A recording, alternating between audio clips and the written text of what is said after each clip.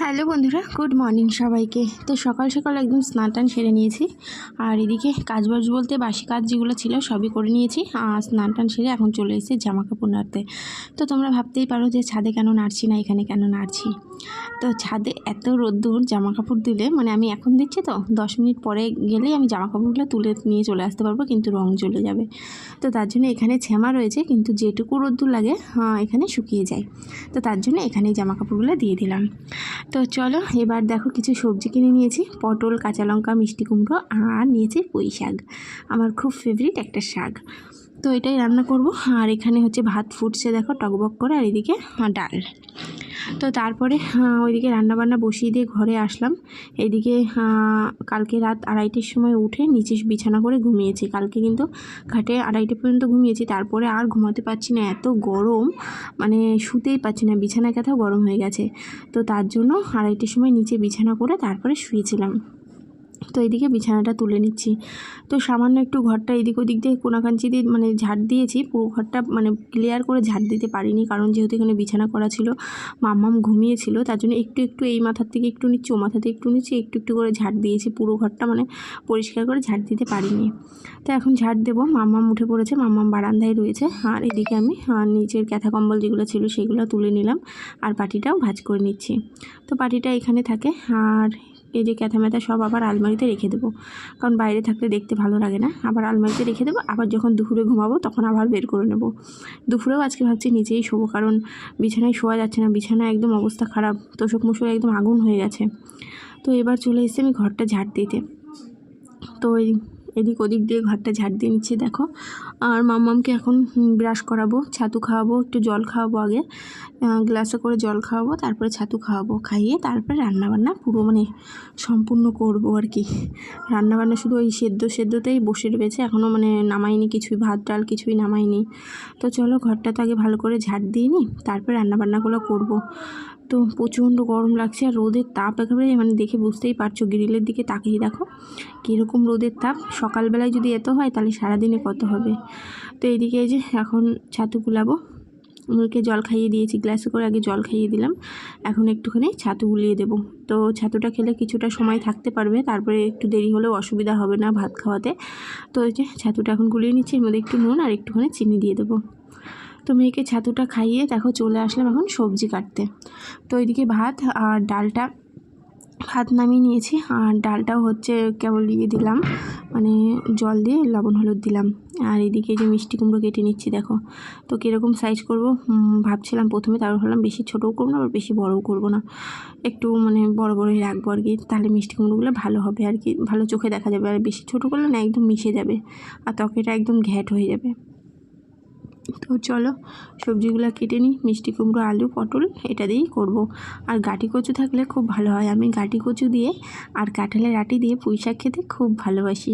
তো এখন তো কাঁঠালের আটির কোনো কথাই হবে না, এখন মানে পাওয়াই যাবে না আর কি, ইচ্ছা করলেও পাওয়া যাবে না। তো কাঁঠালের আটিটা ক্যান্সেল। আর গাঁটি কচুটা আমি সবজিওয়ালার কাছে জিজ্ঞাসা করলাম, বললো এখনও তুলিনি, প্রচুর দাম, তার জন্য এখনও তুলিনি।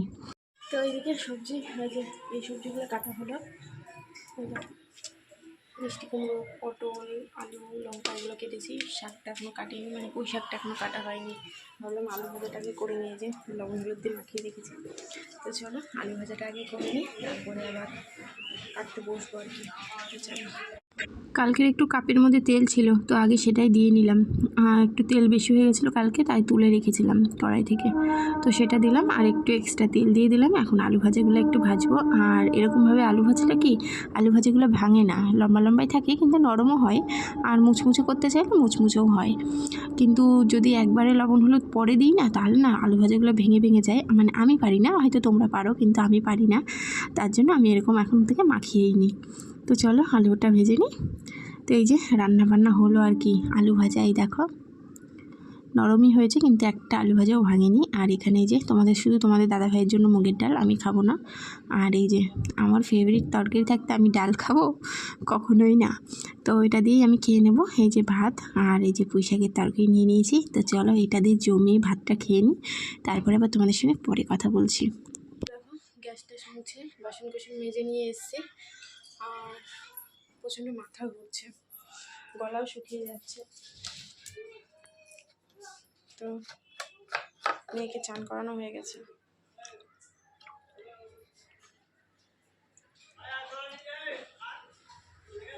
মেয়েকে চান করানো হয়ে গেছে,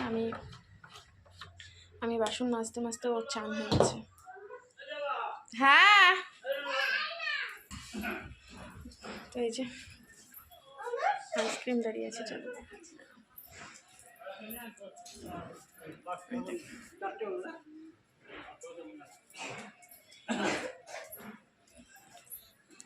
তো চলো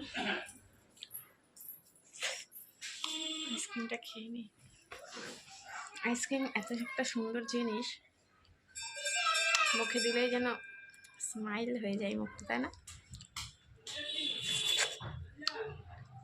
চলো, তো এখন আসলাম জামা কাপড় তুলতে। এখন বাজে হচ্ছে এই 1টা মতো বাজে।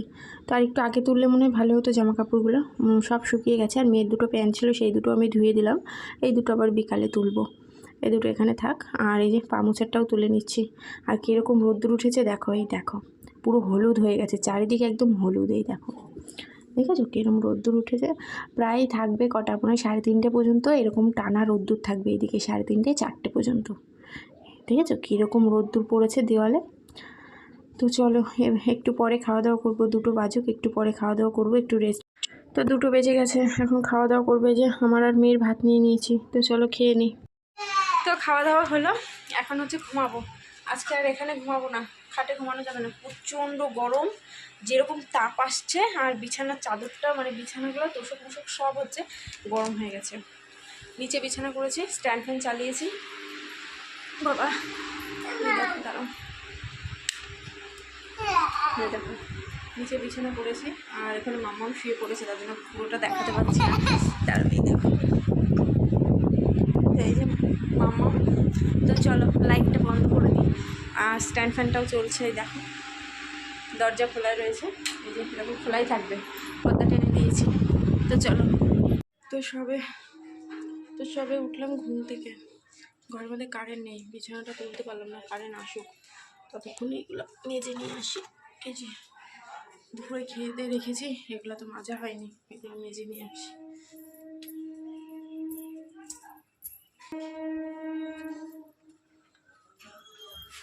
এটা আলু রয়েছে, ভেতরটা হয়তো অন্ধকার হবে।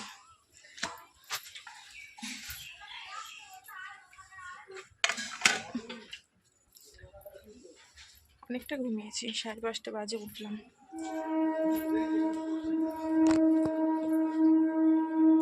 প্যান্ট দুটো শুকিয়ে গেছে, থাক। তো চলো এই থালা দুটো ধুয়ে নিই।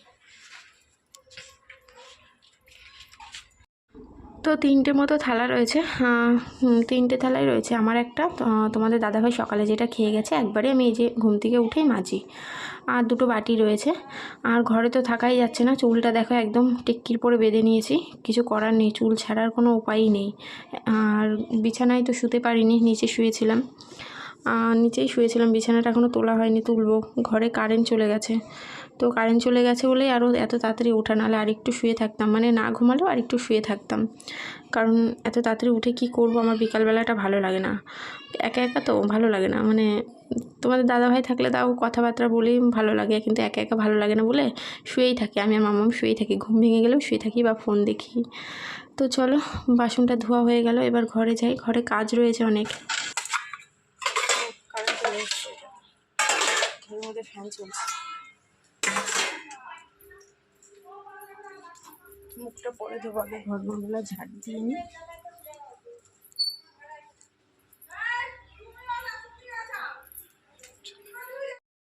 তো কারেন্টও আসলো, আর আমিও কাজে স্টার্ট করে দিলাম, কারণ বেশি দেরি করা যাবে না, কারণ এত গরম পড়েছে, তো কারেন্ট বেশিক্ষণ থাকবে না, ওই আধ ঘন্টা থাকবে, তারপরে আবার চলে যাবে, আবার মনে হয় 10-15 মিনিট পরে আবার আসবে, এরকমই হবে। গরম পড়লে প্রত্যেকবার এরকম হয়, একভাবে টানা কারেন্ট থাকে না। তাই হলাম ঘরের মধ্যে তো অন্ধকার, আমি তো ভিডিও করতে পারবো না, কারেন্ট চলে গেলে অন্ধকারে কী করে কাজও বা কী করে করব। তো তার জন্য আর কি কারেন্ট এসছে বলে আমি একদম ঝটপট করে কাজ করে নিচ্ছি। আর এই যে আবারও শুয়েছিলাম, যেহেতু পাটিমাটি গুছিয়ে নিচ্ছি, কম্বল টম্বল আবার আলমারিতে তুলে দিলাম। আর এখন হচ্ছে ঘরটা ঝাড় দেবো, আর একবার ঝাড় দিয়ে তারপরে আমি হাত মুখ ধুয়ে নেব আর কি। তো এবার চলে আসলাম ঘরটা ঝাড় দিতে, আর প্লাস্টিকটা নেমে গেছিলো, দেখো খাটের প্লাস্টিকটা আমি আবার টেনে উপরে তুলে দিলাম। তো জানলার পর্দাটা দুপুরবেলা তো দিয়ে দিয়েছিলাম, ঘুমাচ্ছিলাম যেহেতু চোখে মানে রোদ্দুর লাগছিলো, নিচে শুয়েছিলাম তো ওই জানলার দিকেই মুখ করে শুই আর কি, রোদ্দুরটা পুরো চোখে আসছিলো, তার জন্য জানলার পর্দাটা তখন দিয়ে দিয়েছিলাম।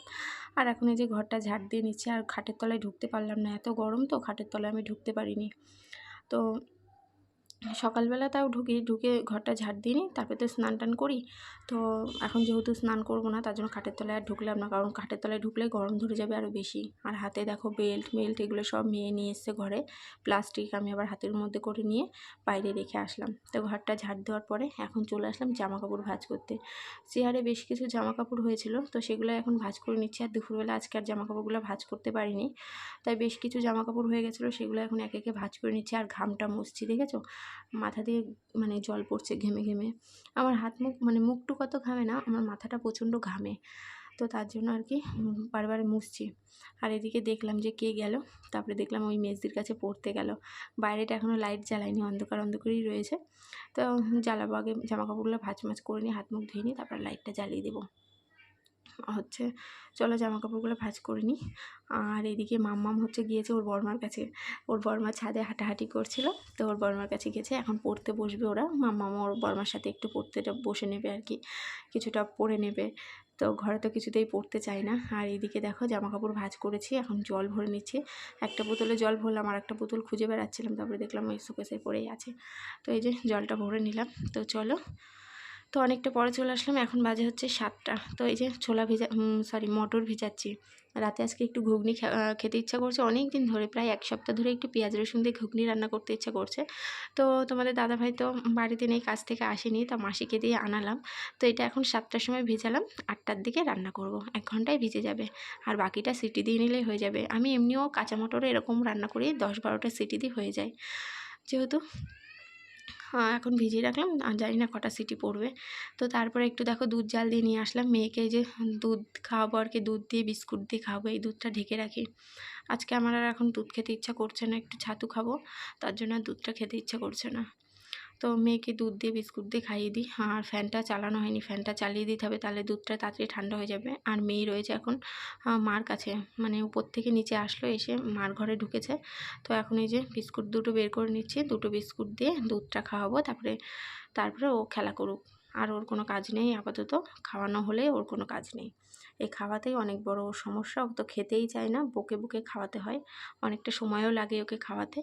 তো চলো খাইয়ে নিই, তারপরে আবার দেখি কখন আসতে পারি তোমাদের সামনে। তো অনেকটা পরে আসলাম, এখন বাজে 8টা।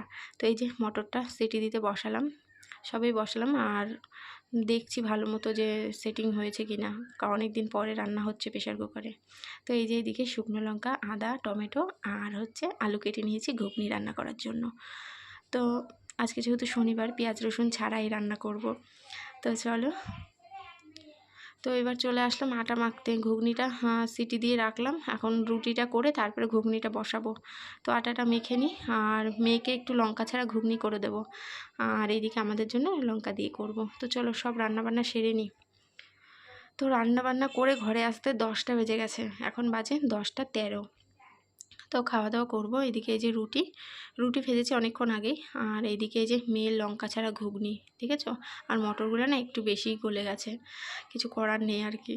আর এইদিকে এই যে মাসি সুজি দিয়ে গেছে, এটা মেয়েকে খাওয়াবো, মেয়ে যদি ঘুগনি দিয়ে না খায়।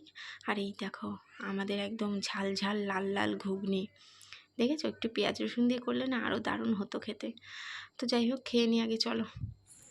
তো দেখো কালকের কত বাসন রয়ে গেছে, দেখেছো। এইদিকে দেখো এই যে বিছানা ঘরের মেঝোতে করে নিয়েছি, ঠিক আছে। না মা ভয় করছে। তো বিছানাটা একদম ফাঁকা থাকবে, এরকমই থাকবে, শুধু কোল্ড বালিশটা আনতে হবে, ওখান থেকে কোল্ড বালিশটা আনতে হবে। আর আমি চাবি নিয়ে কেন ঘুরছি বলো তো, মাম্মা নিয়ে বারান্দায় চলে গেছিলো, তার জন্য দাদা ভাই আমার হাতে দিল, আপাতত এখানে থাক। তো চলো কোল্ড বালিশটা নিয়ে, আজকে যা গরম পড়েছে নিচেও শুতে পারবো কিনা সন্দেহ।